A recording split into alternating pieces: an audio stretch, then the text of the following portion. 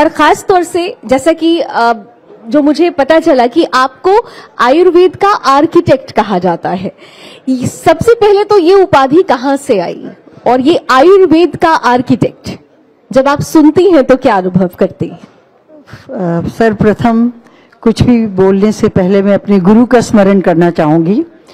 ओम चैतन्यम शाश्वतम शांतम व्योमातीतम निरंजनम बिंदुनाथ कलातीतम तस्मै श्री गुरुवे नमः। जो आपने प्रश्न किया, तो अगर ऐसा लोग समझते हैं तो मैं ईश्वर को धन्यवाद देती हूँ, लेकिन अपने आप में हमारा कोई श्रेय हम नहीं मानते इस टाइटल के पीछे।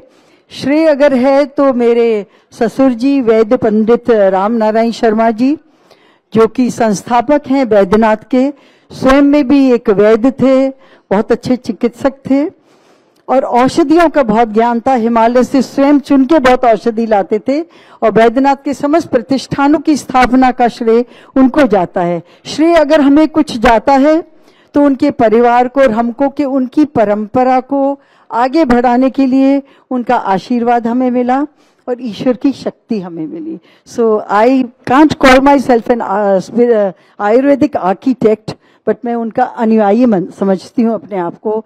कोई पदचिन्ह बनाते हैं, कोई पदचिन्हों पे चलते हैं, तो हम उनके पदचिन्हों पे चलते हैं। आपने बहुत महत्वपूर्ण बात कही कि कोई कुछ पदचिन्ह बनाते हैं और कुछ उनके अनुयायी हो जाते हैं। और जब हम अनुयायियों की बात करते हैं तो हमारी धरती ऋषि मुनियों की धरती रही है, हम उनके आदर्शों के अनुयायी रहे हैं। लेकिन ऐसा क्या हुआ जिसकी वजह से बीते कुछ वर्षों में हम उनसे दूर हो गए? सबसे ज्यादा कमी कहाँ आपने, क्योंकि आप लोगों से मिलती भी हैं, आप समाज सेविका भी हैं, वो जो वैक्यूम आया वो क्यों आया और कैसे आया? देखिए, हमारा 100+ इयर्स की लेगेसी है वैद्यनाथ की आयुर्वेद में, और मेरे ससुर जी ने और उनके आगे की पीढ़ियों ने, अब 3rd और 4th पीढ़ी भी आ गई है जो आयुर्वेद पे बहुत कार्य कर रही है। जो वैक्यूम आया है, मेरे ख्याल से कोई नैरेटिव इस तरह का चलाया गया जिसमें ऐसा बोला गया कि हार्मफुल हैं, ये मेटल है, वो मेटल है। हम कहते हैं पृथ्वी से कोई भी जड़ी बूटी निकाल लीजिए और उसमें मेटल ना निकाला है तो हमें बोल दीजिए, किसी की भी जांच कर लिए, पृथ्वी में ही कई बार मेटल्स होते हैं। और कुछ एक नैरेटिव चला के आयुर्वेद को लोगों से दूर करा गया, हमारे सनातन धर्म को हमसे दूर करा गया। हमारी शिक्षा नीति ऐसी रही जिससे हमें वेद से, हमारी गीता से हमें दूर करा गया। अब जो संभल पाए वो संभल गए। तो हम तो ये मानते हैं, हमारे ससुर जी ने जो कार्य किया तो हम लोग तो सब संभले संभलाए हैं। इसीलिए इतने विस्तार रूप से शतम जीवा नाम से आयुर्वेदिक प्रतिष्ठान चला पाए हैं, और उसी भूमि पर चलाया है जहां पर नेशनल लेवल का आयुर्वेद कॉन्फ्रेंस हुआ था, जो माननीय शर्मा जी ने करा था अपने पिता की स्मृति में, क्योंकि पिताश्री पूरे भारत में इस तरह के कॉन्फ्रेंसेस करते थे। तो झांसी में जिस भूमि पर हुआ वहाँ एक बहुत बड़ा बोटैनिकल गार्डन भी है जहाँ सब तरह की औषधि हैं। सो आयुर्वेद अगर बोले तो कहाँ से प्रारंभ होता है? आयुर्वेद हमारे जन्म के पहले से प्रारंभ होता है। जन्म के पहले से कैसे? क्योंकि आयुर्वेद चिकित्सा में एक पद्धति है कि गर्भ धारण के लिए आप अमुक तरह का भोजन करिए, अमुक तरह का आचार करिए, अमुक तरह का व्यवहार करिए, और फिर आप अमुक तिथि पर कंसेप्शन का प्रयास करिए, तो इस तरह का पुत्र होगा या इस तरह की पुत्री होगी या इस तरह की संतान होगी। तो इस तरह गर्भ कंसेप्शन से पहले जब गर्भ धारण हो जाता है तो गर्भ संस्कार, तो पूरे 9 महीने गर्भिणी को क्या खाना चाहिए, किस जल में स्नान करना चाहिए, कौन से आहार का सेवन करना चाहिए। आई एम प्राउड टू से हमने शतम जीवा में ये प्रयोग किया। एक गर्भिणी हमारे यहाँ आके रह कर गई और उसने पूरी अपनी दिनचर्या, ऋतुचर्या, सब कुछ हमारे वेद के ज्यूरिसडिक्शन में पूर्ण करी, और जब उनके संतान उत्पन्न हुई तो हमें फोटो भी भेजी। तो इस तरह से गर्भधारण प्लस जब बच्चा उत्पन्न होता है तो सबसे पहले उसकी जीभ पर शहद चढ़ाया जाता है। तो वहां again we are coming to Ayurveda. फिर माताएं जन्म घुटी खिलाती हैं, एक छोटा सा होता है जिसपे जावित्री, जायफल आदि घिस कर दिया जाता है। मेरे पुत्र यहाँ विद्वान हैं, वो भी जन्म घुटी खाकर बड़े हुए हैं और मेरे ख्याल से उनको देखकर कोई कह नहीं सकता कि उनकी आयु कितनी है। हम लोग आयुर्वेद पे ही रहते हैं। कड़वी से कड़वी दवाई, चाहे नीम की पत्ती हो, उनको एक तरीका सिखाया जाता था कि नीम आपको कैसे करना है, टिप ऑफ द टंग पर सब टेस्ट है, उसको अंदर की तरफ लीजिए तो कोई टेस्ट नहीं आएगा। तो इस तरह से थोड़ा नीचे ले लीजिए, इस तरह आप उसको लीजिए तो फिर आपको बिटर नहीं लगेगी। तो इस तरह जन्म मतलब आचरण, व्यवहार, ये दोनों का मिश्रण आयुर्वेद में है, जैसे आपने कहा। और आपने एक बहुत महत्वपूर्ण बात कही। मैं अक्सर, क्योंकि मैं पॉलिटिकल डिबेट्स करती हूँ, तो मैं अक्सर बोलती हूँ politics is all about perception. लेकिन ये लाइन मुझे लगता है कि हर क्षेत्र में अब लागू हो रही है। जो परसेप्शन बना दिया जा रहा है उसी का रिजल्ट निकल रहा है। और वो जो फेक परसेप्शन बनाया गया, जो फॉल्स नैरेटिव बनाया गया, उसे ही तोड़ने का प्रयास आप जैसे विद्वान कर रहे हो। और इस सभागार में जितने भी आज इस क्षेत्र से जुड़े हुए महान विभूति हैं, वो यही योगदान दे रहे हैं। लेकिन एक बड़ी महत्वपूर्ण बात आपने कहा कि कुछ लोग जुड़ रहे हैं। आपने अभी एक एग्जाम्पल भी दिया, आपने अपने पुत्र का भी एग्जाम्पल दिया। और सचमुच जब हम शतम जीवा की बात करते हैं, मतलब आप दीर्घायु रहे। लेकिन वर्तमान में होता क्या है कि आपको दो चीजों को सेलेक्ट करना होता है। Either you will go for allopathy और you will go for Ayurveda. आज की जो जनरेशन है उसे क्विक रिजल्ट चाहिए, तो वो एलोपैथी की तरफ भागते हैं। जो इस आपने व्यवहार की बात की, आचरण तो सब बता देंगे, लेकिन सबसे महत्वपूर्ण व्यवहार, एलोपैथी वो व्यवहार नहीं बता पाता, लेकिन रिजल्ट के नाम पे वो इतना ज्यादा परसेप्शन फैला देते हैं कि उन्हीं की तरफ प्रभाव ज्यादा बढ़ता है। ऐसे लोगों के लिए आप क्या कहेंगे? रिजल्ट्स के साथ उसके परिणाम भी हैं। अगर कॉर्टिजोन दिया जाता है, स्टेरॉइड दिया जाता है या एंटीबायोटिक दिया जाता है, सबको परिणाम मालूम है। हमारे लाइव बैक्टीरिया जो इंटेस्टाइन्स में है वो हर एंटीबायोटिक से नष्ट होते हैं। फिर उसके संग एक प्रोबायोटिक दिया जाता है। अरे अपने आहार विहार में प्रोबायोटिक लाइए ना। आप दही को रात को गला कर, दही अपने आप में प्रोबायोटिक है। फिर अगर आप चावल को कांजी बनाकर पीते हैं, वो प्रोबायोटिक है। तो अपने शरीर को इतना स्वस्थ अपने आहार और दिनचर्या से रखें कि आपको एलोपैथिक पर जाना ही न पड़े। अगर जाना पड़े, हाँ, हम ये नहीं कह रहे, हम किसी चिकित्सक पद्धति की निंदा नहीं करते, वो भी बहुत आवश्यक होती है बहुत बार, उस पर भी करिए। लेकिन अगर आप अपनी इम्यूनिटी इतनी बिल्ड कर लेंगे तो आप स्वयं ही अपनी चिकित्सा कर लेंगे। पशु अपनी चिकित्सा कैसे करता है? आहार छोड़ देता है। जब उसके अंदर रोग होता है तो कोई आहार नहीं खाता है। And but they know, one में भ्रमण कर रहे हैं या भ्रमण कर रहे हैं, उन्हें मालूम है कौन सी औषधि हमें खानी है। ऐसे ही आयुर्वेद हमारे घर घर में था। जो नानी, काकी, दादी हमें अगर हल्दी का दूध पिलाती थी, कोई चोट लग गई हल्दी का दूध पिला दो, पेट में दर्द है अजवाइन दे दो, लूज मोशन हो रहे हैं अजवाइन के संग साबुत धनिया, वैद जी तो बैठे हैं सामने, साबुत धनिया भी ऐड कर दो। और ऐसी चीजें, पेट में दर्द है नाभि पर हींग का लेप लगा दो। And these things have worked and they still work. तो हमको इसका ज्ञान होना चाहिए और ज्ञान होकर उस पद्धति को फॉलो करने की एक पेशेंस हमारे अंदर होनी चाहिए। पेशेंस की बात आपने कही तो प्रधान संपादक डॉक्टर सुरेश चौहान के जी बैठे हुए, और मैं आपको बताऊं कि जो बातें आपने कही कि जब बुखार हो तो भोजन छोड़ दो और अपने शरीर को पहचानो, तो हमारे चैनल में जितने भी सदस्य हैं, सबसे पहले हमारे मुखिया ये कहते हैं कि पहले अपने आप को पहचानो, अपने शरीर को समझ लो, तुम खुद स्वस्थ हो जाओगे। और हम ये करते भी हैं। जब हमें बुखार होता है, हम 24 घंटे के लिए सर को, आपने कहा ना अनुयायी, हम उनके अनुयायी हैं और वो हम भोजन छोड़ देते हैं और उसका असर भी देखते हैं। और ये मैं खुद अपने अनुभव से बता रही हूँ। लेकिन फिर मैं पुनः, क्योंकि आज के इस कॉन्क्लेव का एक उद्देश्य है, उद्देश्य ये है कि जो पुरानी पीढ़ी है वो आयुर्वेद को समझती है, हमें वर्तमान पीढ़ी को जोड़ना है। वर्तमान पीढ़ी के पास, जैसे मैंने कहा कि ऑप्शन में आयुर्वेद अभी तक बहुत हद तक पहुंच नहीं रहा। लेकिन आपने जैसे शिक्षा के माध्यम से भी, आप शिक्षा के क्षेत्र में भी बहुत महत्वपूर्ण काम कर रही हैं, शिक्षा के माध्यम से भी आप आयुर्वेद को जन जन तक पहुंचा रही हैं। क्या वहां पर कोई चुनौती आती है? किसी तरीके चुनौती ये आती है कि जैसा आपने स्वयं भी बोला कि लोग जल्दी रिजल्ट चाहते हैं तो आयुर्वेद के पास जाते हैं। पर आप बताइए, जब कोविड हुआ तो किसके पास गए? आए ना आयुर्वेद पर।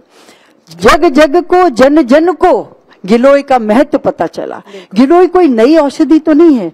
आयुर्वेद में से अमृता कहा गया है। अमृता मीन्स फुल ऑफ अमृत में, नेक्टर में जो गुण होते हैं वो गिलोय के गुण हैं। गिलोय घर घर जाना, तब जाने ना तो ऐसी आफत आए ही क्यों कि आफत आए तब आप आयुर्वेद पे जाएं, उससे पहले ही आयुर्वेद पे जाएं तो बहुत अच्छा रहेगा। गौ माता जिसके हर हर पाठ में उनके, चाहे दूध चाहे दही चाहे उनका घी, लेकिन वेद लक्षणा देशी गाय, हम और गाय की बात नहीं कर रहे हैं, उनमें सब गुण होते हैं। और कोविड के टाइम पर हमने शतम जीवा में भी और अदरवाइज भी प्रयोग किया कि गौमूत्र से बनी हुई गौ अर्क, जिसमें 24 जड़ी बूटियों का समावेश था, उससे औषधि बनाई। और दैट वाज द टाइम जब कन्वेंशनल जोन बना देते थे, इनके घर में मत जाओ, कोविड है, बाहर बोर्ड लग जाता था। हमारे यहाँ सबने सेवन किया, सारे पैरामीटर्स, चाहे सीआरपी हाई बता रहा है या कुछ और हाई बता रहा है, लेकिन डी डाइमर हाई बता रहा है, ना बुखार हुआ, कोविड नेगेटिव निकला। हमारा अपना भी, हमारे बच्चों का भी, उसी औषधि से हम लोग उस समय को पार पाए। और जिनको भी हमने बताया, गिलोय का एक हम लोग ने कॉम्बिनेशन, नॉट जस्ट गिलोय, उसके सन महासुदर्शन भी और औषधियां थी जो फीवर की होती हैं, इम्यूनिटी की होती हैं, वो एक कॉम्बिनेशन जो बैद्यनाथ का है और हमारे शतम जीवा में भी है, हम सब ने उसका प्रयोग किया और लंबे समय तक प्रयोग किया। क्या है, एंटीबायोटिक आप 5 दिन तक ले सकते हो, 7 दिन तक, 10 दिन तक, लेकिन आयुर्वेदिक आप 40 दिन भी लें तो उसका कोई साइड इफेक्ट नहीं है। तो इस तरह लंबा हम जब उसका प्रयोग करते हैं तो जब रिजल्ट्स मिलते हैं तो आह्लादित होते हैं, जब हमारा रोग से विमुक्ति होती है तब हम प्रसन्न होते हैं। तो आयुर्वेद और शतम जीवा वो प्रफुल्लता देकर अपने मरीज को वहां से विदा करता है। हम स्वागत जब मरीज का करते हैं, जब हमारे शतम जीवा पे आते हैं, तो हम लोग दीप दान कर कर, शंख ध्वनि कर कर और स्वस्ति वाचन करके स्वागत करते हैं। तो सनातन परंपरा से उनको कनेक्ट करते हैं कि देखिए, जब हम दीप जलाते हैं तो एक ऊर्जा को क्लेंस होता है, हम कपूर जलाते हैं, ऑरा क्लेंसिंग होती है। तब जो व्यक्ति बाहर से यात्रा कर कर आया है तो सबसे पहले स्वागत में उसका हमने ऑरा क्लेंस किया, सनातन धर्म और शंख की ध्वनि से उसको जोड़ा कि शंख की ध्वनि बहुत से बैक्टीरिया मारती है, आपको भी पता है, और आजकल जर्मन में इसमें रिसर्च भी हुआ है, विदेशों में रिसर्च हुआ है। उससे हम पेशेंट का स्वागत करके शतम जीवा में उसको आगे ले जाते हैं। और इससे पूरा इकोसिस्टम है हमारा शतम जीवा का, कि अगर हम कोई ट्रीटमेंट कर रहे हैं तो उसकी दवाइयां भी वहीं उग रही हैं, ऑर्गेनिक दवाइयों से पोटली बन रही है, हमारी मैन्युफैक्चर्ड दवाइयों का सेवन हो रहा है। और जो चिकित्सा है, जैसे डिपेंड्स, पहले आके नाड़ी परीक्षण होता है, आपका वात पित्त कफ क्या इम्बैलेंस है, क्या रोग है, उसी हिसाब से औषधि और उसी हिसाब से ट्रीटमेंट प्रेस्क्राइब करे जाते हैं। शतम जीवा में अभ्यंगम है, पिच्चल है, नाक का नासियम है या शिरोधारा है, व्हाटएवर, बहुत सारे ट्रीटमेंट है, उस तरह से दिया जाता है। तो इस तरह से उसको प्रकृति से भी हम लोग कनेक्ट करते हैं। प्लस जब वो व्यक्ति वहां रहता है तो सिर्फ आयुर्वेद चिकित्सा नहीं होती है, उसकी प्रकृति से कनेक्शन के लिए, भूमि से कनेक्शन के लिए, उसको कहते थे ना, छोटा बच्चा मट्टी में खेलता है तो स्वस्थ होता है। माँ यशोदा ने तो पूरे ब्रह्मांड का दर्शन करा था जब लाला का मुंह खुलवाया। तो इसी तरह से हम लोग मिट्टी में चलवाते हैं, इट्स रिफ्लेक्सोलॉजी। आज हमारे माननीय प्रधानमंत्री जी भी चलते हैं, आपने देखा होगा जी। और सबसे महत्वपूर्ण ये है कि हम शहरों में मिट्टी खोजते हैं, हम स्पेशली, मैंने देखा है कि बहुत सारे ऐसे घर हैं जहां पर अपने गार्डन में थोड़ा सा हिस्सा रखते हैं। ग्रामीण क्षेत्रों में हमने अक्सर देखा है कि बच्चों को मिट्टी में खेलने के लिए छोड़ देते हैं, यानी वो चीज आज भी हमारे गांवों में जीवित है। शहरीकरण होता गया, हम उससे दूर होते गए, लेकिन उसी को हमें करीब लाना है, उन संस्कार को करीब लाना। आपने बहुत अच्छी इकोसिस्टम की बात की। लावण्य जी, आप शहर में मिट्टी खोजते हैं, आप तारे भी खोजते हैं, आप रात को तारे नहीं मिलेंगे। हमारे शतम जीवा में आइए, आकाश पूरा परिपूर्ण तारों से, आपको चंद्रमा से, सबसे दिखाई देगा। क्या बात है, इकोसिस्टम की बात आपने की। देखिए, तन मन और आत्मा का संतुलन हम इसे कहते हैं, आयुर्वेद से जुड़ते हैं। लेकिन अब आपने क्योंकि इकोसिस्टम की बात की, एक इकोसिस्टम है जो बार बार आयुर्वेद को पीछे धकेलने का प्रयास कर रहा है। इसकी चर्चा भी हमने मंत्री जी के साथ भी जब प्रधान संपादक जी ने की। लेकिन एक चीज है, विदेशों में हमारे आयुर्वेद को लेकर क्रेज बढ़ गया है। आप जो बातें आज समझा रहे हैं, वहां पर इस चीज पर रिसर्च भी हो रही है, लोग जुड़ भी रहे हैं। भारत जो इसकी जननी है, क्यों भारत के लोग इससे दूर हो गए? विदेशों में रिसर्च और भारत दूर हो जाए जो जननी ही है इस चीज का, क्यों ऐसा? इसके पीछे बहुत बड़ा एक नैरेटिव और एक प्रयास चल रहा है, सिर्फ आयुर्वेद से दूर करने का नहीं, सनातन धर्म से दूर करने का, हमारी शिक्षा पद्धति से दूर करने का। क्योंकि अगर किसी सिविलाइजेशन को खत्म करना है तो उसके कल्चर पे अटैक करो, जो भारत के कल्चर पे करा गया। चाहे मुगल शासन पढ़ेंगे वही तो पढ़ते आ रहे थे, मैकाले का जो चला आ रहा है वही चला आ रहा है, और यही सबसे हमारे लिए कहना चाहिए अभिशाप बन चुका है। जी, आपने सही कहा। जी, तो मुगल शासन में हुआ और बची कुछ ही कसर अंग्रेजी शासन में दूर कर दी, और बची कुछ ही कसर उनके आजादी के बाद जो सरकारें आई उनने कर दी। क्यों ऐसी बुक्स रखी गई जहां की उनको मुगल्स को बहुत बड़ी अकबर द ग्रेट बताया जा रहा है, हमारे शिवाजी को द ग्रेट क्यों नहीं पढ़ाया गया? और हमारे चाणक्य को, जिनकी इकोनॉमी को विदेश में माना जाता है, उनके बारे में क्यों नहीं पढ़ाया गया? तो शिक्षा नीति पर हम धन्यवाद देते हैं वर्तमान सरकार का, जो वापस सनातन की ब्यार, आयुर्वेद की ब्यार और हमारी संस्कृत की ब्यार भारत में लाने का प्रयास कर रही है, और हम सबको मिलकर उनका सहयोग करना चाहिए। एक बहुत महत्वपूर्ण बात मेरे ख्याल से इस सभागार में बैठे हुए बहुत सारे लोगों ने ये अनुभव किया होगा। आपने एक बात बड़ी महत्वपूर्ण कही कि पहले अगर आप देखें जो गांव से जुड़े हैं या शहरों में भी जब ज्यादा शहरीकरण नहीं हुआ था, आपको थोड़े थोड़े डिस्टेंस पर वैद्य जी मिल जाते थे। आज की तारीख में आप क्या देखेंगे, मुल्ला मौलाना जगह जगह रहेंगे, उनके यहाँ लाइन लगी होती है। वैद्य जी अगर हैं तो उनके पास लोग पहुंच नहीं रहे। तो ये क्या आपको लगता है कि आपने कहा कि वाकई जो सरकारें रहीं या जो परसेप्शन बनाने वाले थे, जिनको तुष्टीकरण की राजनीति करनी थी, उन्होंने वो मौलवी साहब कह के तो उनको चढ़ा दिया, लेकिन हमारे जो आदरणीय वैद्य हुआ करते थे उनको पीछे धकेल दिया? ये नैरेटिव तो डेफिनेटली चलाया गया और निरंतर अलग अलग नैरेटिव चलाए जा रहे हैं, लेकिन हम जागरूक रहें। एक माँ का कर्तव्य होता है, एक पिता का कर्तव्य होता है कि बचपन में ही अपने बच्चों को संस्कार दिए जाएं। तो कहीं ना कहीं we are also lacking in that. वो बच्चों को 5 बार की नमाज पढ़वाते हैं, तो हम क्यों नहीं, हम अपने बच्चों से संध्या क्यों नहीं करवाते हैं?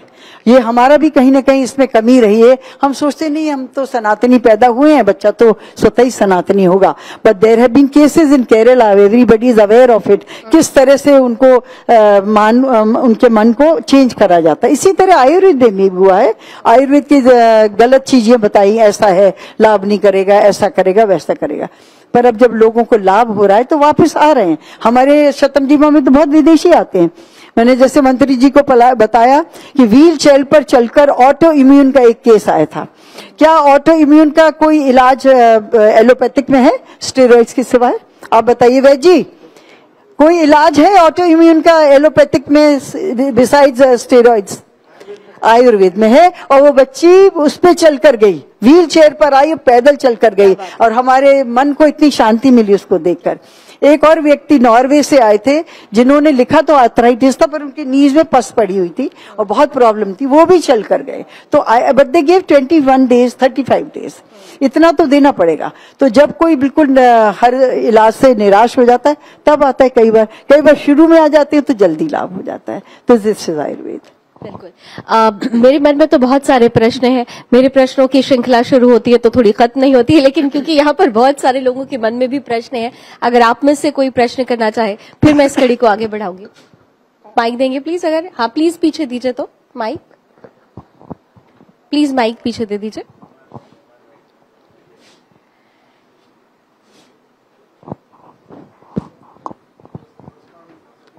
थोड़ा माइक ऊपर कर लीजिए प्लीज। नमस्कार। शिक्षा प्रणाली की बात कर ली तो मैं वो समझता हूं, लेकिन क्या हम वो वक्त आ चुका है जिसमें हम WHO की तरह साइंस को, जिस तरह एक वर्ल्ड हेल्थ ऑर्गेनाइजेशन इंस्टीट्यूट मिला वर्ल्ड को, उस तरह से आयुर्वेदा के लिए भारत में भी एक ऐसा इंस्टीट्यूट बनाया जाए जो वर्ल्ड फेमस हो, और साइंस और मैथ्स और बाकी सब्जेक्टों की तरह ICBSE और ICC बोर्ड को भी ये एक्सेप्ट करना पड़ेगा कि आयुर्वेदा को भी एक सब्जेक्ट के रूप में लिया जाए? बिल्कुल लेना चाहिए। और आप जब मंत्री जी थे उनसे ये निवेदन करते तो आपकी बात सीधे पार्लियामेंट में पहुंचती। डेफिनेटली करना चाहिए। हम तो चाहते हैं कि सनातन शिक्षा अगर हम अपने वेद उठा के देखेंगे तो वेद में सामाजिक शास्त्र भी है, विज्ञान भी है, जीव आयुर्वेद भी, Ayurveda of course is one शास्त्र, और सब कुछ हमारे वेदों में है। तो उस शिक्षा को कंपलसरी हमें स्कूल में करना चाहिए। संस्कृत जो कि विदेशों में आजकल लोग सीख रहे हैं, उसको भी कंपलसरी करना चाहिए, क्योंकि संस्कृत में हमारे मूल ग्रंथ हैं, तो उस ज्ञान को हम लोग स्वतः ही प्राप्त कर लेंगे। हाँ जी प्लीज। क्या आयुर्वेद में सोजिया का माइक ऊपर कर लीजिए प्लीज। हाँ, क्या आयुर्वेद में सोजिया का इलाज है? Systematic juvenile idiopathic arthritis. अल्सराइटिस पुनः बोल दीजिए तो। Systematic juvenile idiopathic arthritis. जी, हर चीज का इलाज है, लेकिन पहले आपकी नाड़ी परीक्षण रोगी की करी जाएगी, और फिर रोग का कितना संक्रमण फैला हुआ है उस हिसाब से चिकित्सा और वैद्य, अनुभवी वैद्य देखकर आपको पूरा इसकी बात में बता पाएंगे। हम आपको इनवाइट करते हैं, निःशुल्क चिकित्सा हम आपको परीक्षण की देंगे। आप झांसी शतम जीवा आइए, आपका निःशुल्क परीक्षण हम अपने वैद्य से करवाएंगे। मेरी बेटी है 17 साल की जी, 12th पास किया अभी, और 9 साल से है, 2015 से सोजिया की पेशेंट। 3 साल मैंने पतंजलि से इलाज कराया है, 0 रिजल्ट रहा। 17 दिन एक बार रहा, 37 दिन एक बार रहा, पतंजलि में रहने के बाद सोजिया का। तिबिया कॉलेज है, यहाँ से कराया इलाज। नजफगढ़ में चौधरी ब्रह्मप्रकाश आयुर्वेदिक हॉस्पिटल, उसमें कराया। एम्स का है सरता बिहार में आयुर्वेदिक, वहां से इलाज कराया, 0 रिजल्ट है। पूरे इंडिया का कोई भी एलोपैथिक हॉस्पिटल नहीं मैंने छोड़ा जो महंगे से महंगा, जहां बेटी का इलाज नहीं कराया। एलोपैथी से बेटी चल रही है, आयुर्वेद से 0 रिजल्ट रहा, होम्योपैथी से 0 रिजल्ट रहा। अभी फिलहाल एम्स से इलाज चल रहा है। महीने में 2 दिन 4 दिन 6 दिन एडमिट रहती है। फिर भी मेरी बेटी पीसीएमबी के साथ 89% 12th सीबीएसई बोर्ड से पास किया है इस बार। बहुत अच्छा। अपने स्कूल की टॉपर रही है, नर्सरी से आज तक 20 बार 9 साल में वेंटिलेटर पे जा चुकी है। उसके लिए कुछ है आपके पास तो मैं आपके पास पूरी तरह से अपने आपको समर्पण कर दूंगा। नहीं, हमने आपको ऑफर किया है ना कि आपका निःशुल्क परीक्षण हम अपने डॉक्टर से कराएंगे, तो ये तो कुशल पैनल ऑफ डॉक्टर्स ही बता पाएंगे कि आपका कि इस रोग में रिपोर्ट्स देखकर क्या चिकित्सा संभव है और कितना लाभ मिल सकता है। तो आप एक बार आइए, जब हम आपको निःशुल्क दे रहे हैं तो एक बार आपको झांसी तक तो आना पड़ेगा उसके लिए। ठीक है, हमारे साथ जो आए उनसे आप एड्रेस ले सकते हैं। और कोई इधर से? हाँ जी।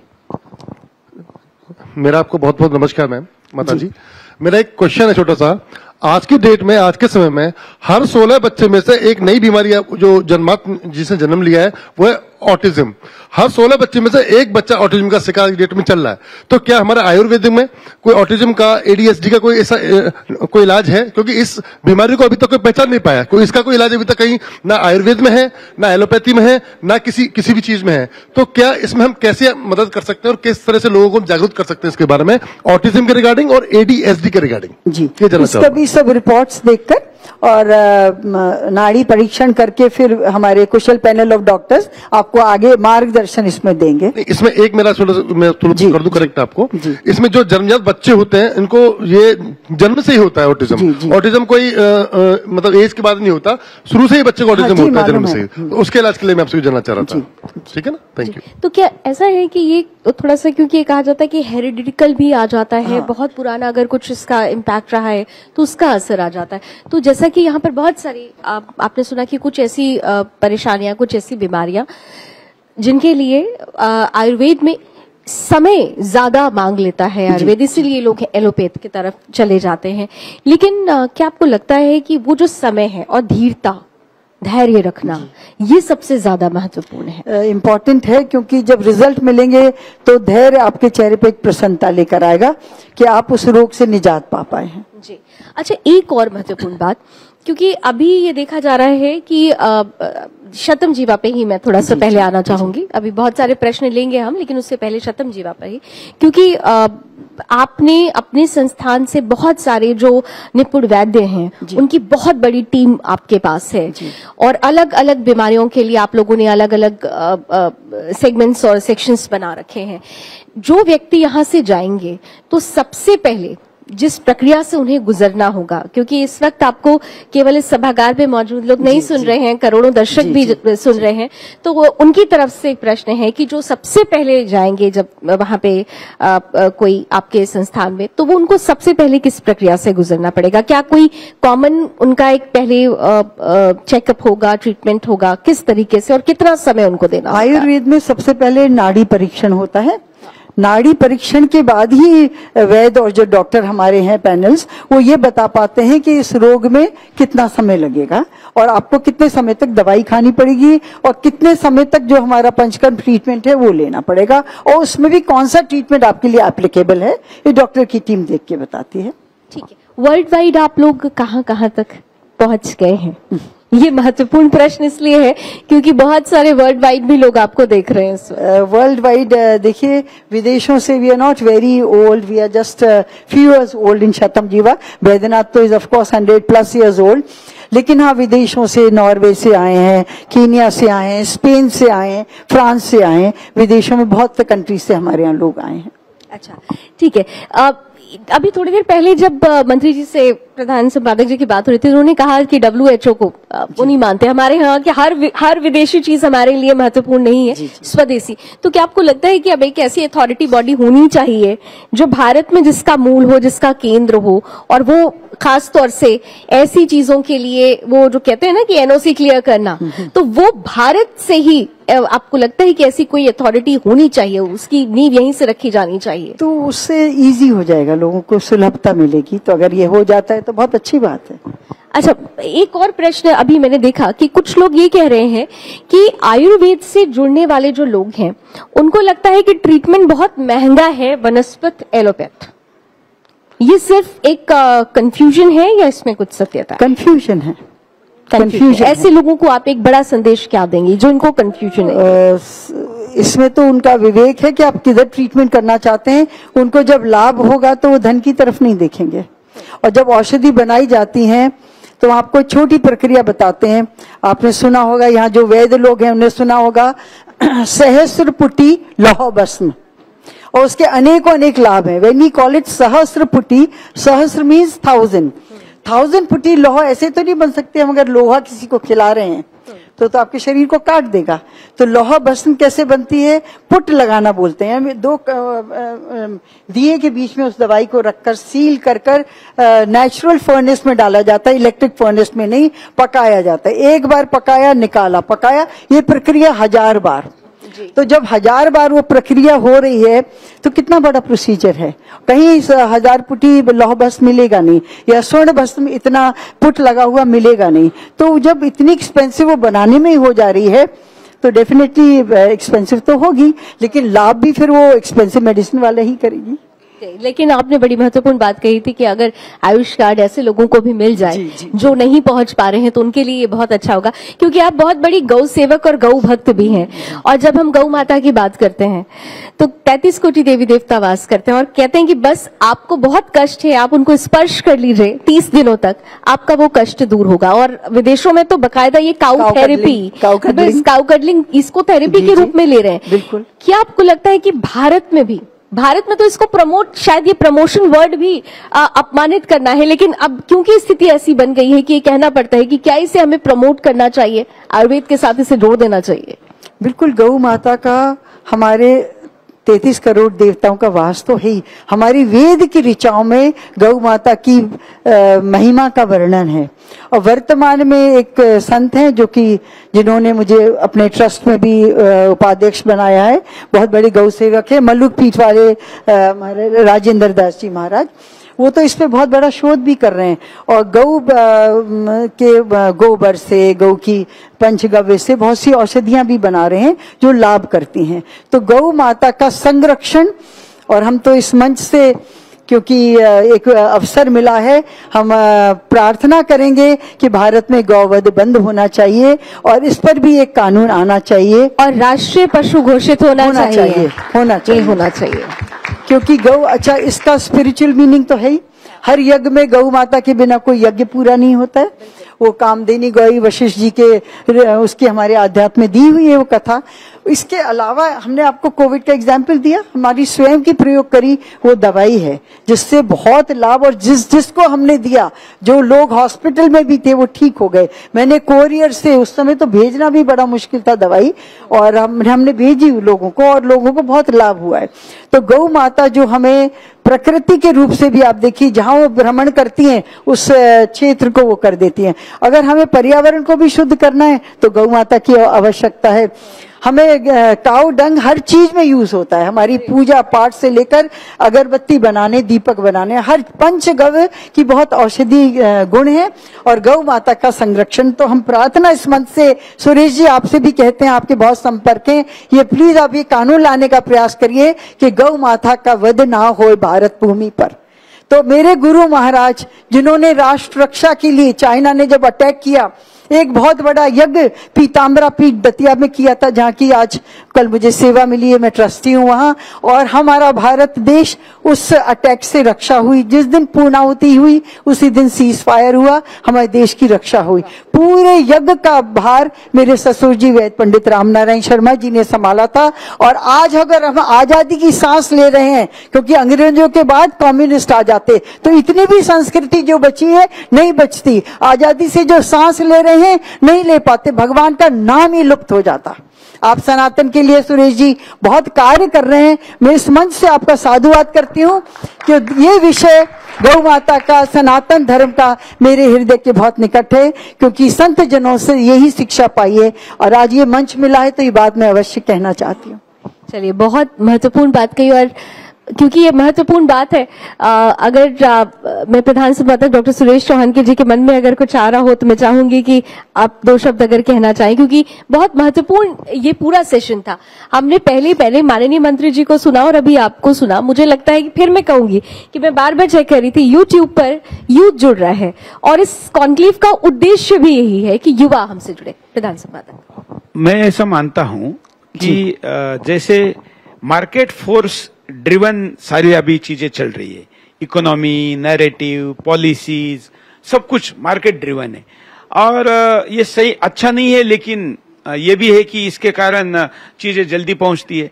तो क्यों नहीं आयुर्वेद या ओवरऑल आयुष से जुड़े हुए लोग, और आप तो इतने बड़े परिवार से है, इतने लंबे अनुभव के साथ हैं, तो क्यों नहीं हम ऐसे छोटे छोटे फॉर्मूले लेकर आते कि जिन फॉर्मूलों के आधार पर विश्वास जल्दी पैदा हो, रिजल्ट जल्दी मिले और लॉन्ग टर्म सस्टेनेबिलिटी रहे। नहीं, बहुत अच्छा विचार है, हम परिवार में इसको रखेंगे। मेरे नेव्यू सांसद भी हैं और बैद्यनाथ में ये बच्चे भी सब लोग देख रहे हैं, तो निश्चित रूप से परिवार में अभी इनकी बोर्ड मीटिंग बैद्यनाथ की होने भी वाली है। आपका प्रस्ताव निश्चित रूप से परिवार में रखेंगे जिससे इसको आगे बढ़ाया जा सके। तो बहुत बहुत धन्यवाद डॉक्टर अनुराधा शर्मा जी, आपने आज अभी इस सेशन में जो महत्वपूर्ण बातें कही और आपकी तरफ से जो मन के भाव थे वो हमारे करोड़ों दर्शकों तक पहुंचे। और अच्छा, कुछ प्रश्न पीछे रह गए और मुझे दो युवा दिख रहे हैं। अच्छा ठीक है, खत्म करने से पहले ज्यादा समय नहीं लेंगे, 2 से 3 मिनट में खत्म करेंगे। आप दोनों के प्रश्न एक साथ ले लेंगे, जवाब एक साथ दे दीजिएगा, दोनों के प्रश्न एक साथ लेंगे। Hi ma'am, my name is Babita. Like I am also into education and also I conduct a lot of yoga sessions, and I personally believe in Ayurveda. However, in my generation, as a mother also I have this question. So कहते हैं कि हनी बच्चे को नहीं खिलाना चाहिए because उसके अंदर एक क्लोस्ट्रोडियम बोलिनियम करके एक बैक्टीरिया होता है जो बच्चों के लिए हार्मफुल होता है। And as per study US के अंदर साल में 100 बच्चों के अंदर ये चीज निकल कर आती है अगर हनी हम खिलाते हैं। So I have a question, and you also mention when you started this that you know honey चटाना चाहिए। So can we, I mean I really want to have a clarification on this. Clarification देने से पहले मैं पूछूंगी, आप लोग pizza burger खाते हैं क्या? मैं नहीं खाती हूँ। बहुत से लोग यहाँ खाते होंगे। उसके एमएसजी के गुण पता है? क्या विदेश इस पे बोल रहा है? क्या पाम ऑयल जो नमकीनों में दिया जा रहा है उस पे विदेश बोल रहा है? थर्ड वर्ल्ड कंट्री मानकर सारे नाश्ते हमारे यहाँ डाल दिए गए। पहले हमारे यहाँ दलिया खाया जाता था, अब वो लोग पॉरेज खा रहे हैं, हमें पिज्जा, पास्ता, बर्गर और क्या क्या चीजें हैं वो खिलाई जा रही हैं। क्या उन्होंने ये ज्ञान दिया? अभी वो किसी भी हमारी आयुर्वेद चीज पे कुछ बोल दें, हम उसको डिफेंड करते रहें। Offence is the best defence. हम वापस उनके उस पर ऑफेंस करें कि वो कितनी गलत चीज खिला रहे हैं। कोको कोला में क्या है गुण? हमारे रामदेव बाबा तो कहते हैं फ्लश साफ करने की चीज है, and I agree with him. क्या वो ठीक है जो खिला रहे हैं? और पूछिए, अभिनव मेरे पुत्र यहाँ बैठे हैं, he is nearing 50, close to 50, not 50, but उन्होंने शहद खाया, अभी भी खा रहे हैं। क्या दुष्परिणाम हुए हैं? या for that matter my grand children, शुद्ध शहद खिलाएं तो कोई, लेकिन हाँ तरीका है, उसको गर्म जल के नहीं, वैजी बताएंगे गर्म जल के संग नहीं दिया जाता है। जो आजकल कह दिए ना हनी ओबेसिटी के लिए गर्म पानी में दो, उसके तरीके हैं। कई चीजें विपरीत आहार आयुर्वेद में क्या है कि इसके साथ ये नहीं खाना चाहिए, उसके साथ वो नहीं खाना चाहिए, तो उसको आपको फॉलो करना पड़ेगा, तब आप देखिएगा। हमने अपने जीवन में कोई उसके हार्मफुल इफेक्ट्स नहीं पाए हनी के। वो मैंने अभी कहा था ना कि परसेप्शन, यही परसेप्शन है, वो जो विदेशी मीडिया और विदेश की कंपनीज करी, ये परसेप्शन है। एक लास्ट क्वेश्चन आप जल्दी से पूछ लें प्लीज, फिर सेशन खत्म तो आपसे रिक्वेस्ट रहेगी, आपने हनी के बारे में तो पढ़ा, लेकिन आप स्वर्ण प्राशन के बारे में भी पढ़िए। आयुर्वेद स्वर्ण प्राशन के पक्ष में बोलता है ना? हाँ, बस हाँ, स्वर्ण प्राशन उसका आंसर है। दूसरा मैम, जिन भी लोगों ने अभी पर्टिकुलर डिसीजेस के बारे में पूछा कि हम इसका इलाज आयुर्वेद में करते हैं नहीं, तो उनको मैं एक बात बोलना चाहूंगी, आयुर्वेद में जब आप आओ तो आप कोई पर्टिकुलर डिसीजेस लेके नहीं आओ। आयुर्वेद के अपने खुद के रोग हैं, आयुर्वेद अपने त्रिदोषज पे काम करता है। हम डायग्नोज करके हम बताएंगे आपको दोष कौन सा है। अगर कोई भी चिकित्सा करवानी है तो आयुर्वेद दोष के अनुसार, और फिर हमारे एग्जामिनेशन ही अलग है, हम इन डिसीजेस को मानते ही नहीं है, हमारे रोग ही अलग है। यही मैंने बोला था कि पहले आपका नाड़ी परीक्षण होगा। This is exactly what I told them. मूत्र, नाड़ी, सब जीवा, शरीर सब देख के हम चिकित्सा करेंगे। यानी बिल्कुल पहले अपने शरीर और उसकी प्रकृति को पहचानेंगे और फिर आगे की प्रक्रिया। आप इसे समापन पर आ गए, लेकिन क्योंकि आप समाज सेवा भी करती हैं और आपके मन में कुछ बातें थी, तो आखिरी संदेश आप क्या देना चाहेंगे? आखिरी संदेश ये है कि जीवन शैली को हम ऋतुचर्या के साथ में आयुर्वेद के साथ जोड़ेंगे और बचपन से ही जोड़ेंगे तो हम आरोग्यता हमारे अंदर रहेगी। जो योग प्राणायाम भी करें। हमने शतम जीवा में 154 पीपल लगाए हैं। पीपल का सब लोग महत्व जानते हैं। गीता में भगवान विष्णु कहते हैं कि अश्वत्थ के रूप में मैं ही हूँ। वहां बैठ के कोई प्राणायाम करेगा तो स्वतः ही उसको पूरी ऑक्सीजन मिलेगी। कई इसके रेस्पिरेटरी रोग हमारे सिर्फ वहां पर रहने से शतम जीवा में ठीक हुए हैं, क्योंकि टोटल मानव निर्मित वन है, मैन मेड फॉरेस्ट। 1,00,000वां पेड़ हमने 94 में लगाया था। उसके बाद 25,000 वृक्ष और लगे हैं। तो ऐसे नेचुरल वातावरण में जब आप रहेंगे तो आधे रोग तो आपके स्वतः ही ठीक हो जाते हैं। बिल्कुल, और प्रकृति के करीब रहना मतलब अपने आप को पहचानना। बहुत बहुत धन्यवाद डॉक्टर अनुराधा जी।